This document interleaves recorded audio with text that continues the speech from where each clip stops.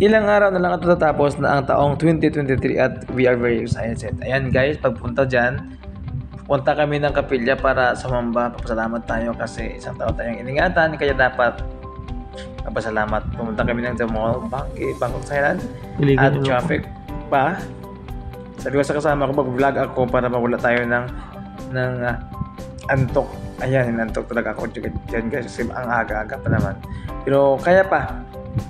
Sabi ko mag-vlog na ako para tuloy-tuloy tayo. Pagkatapos namin pagsamba, pumunta kami ng kaibigan ko na kapatid din sa INC, si Kenneth. Ayan, bumili kasi siya ng long sleeve yun sa The Mall. Sabi ko, samahan na lang kita.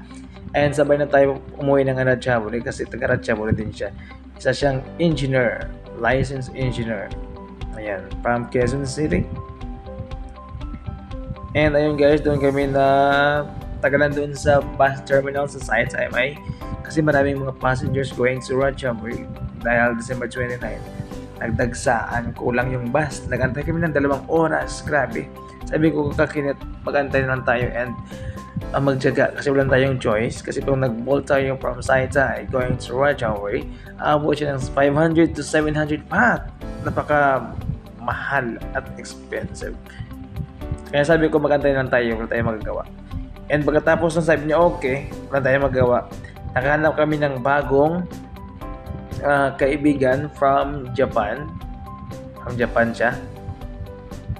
At nagtatanong niya sa mga dispatcher. Kaya lang, problema, hindi pa marunong salita ng English yung mga dispatcher. Sabi ko, itulungan na namin kita.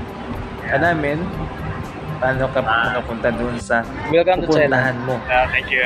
I'm Japanese. What can you say about Thailand? Yeah. What can you say about Thailand? Is that okay? What can you say about Thailand? What can you say Thailand? I don't know Thailand well. How's Thailand? Thailand so hot. So we had. How about? Oh. Now in Japan it's winter. Yeah. Japan is winter now. So put it here. Maraming salamat guys sa walang sawang pagsuporta at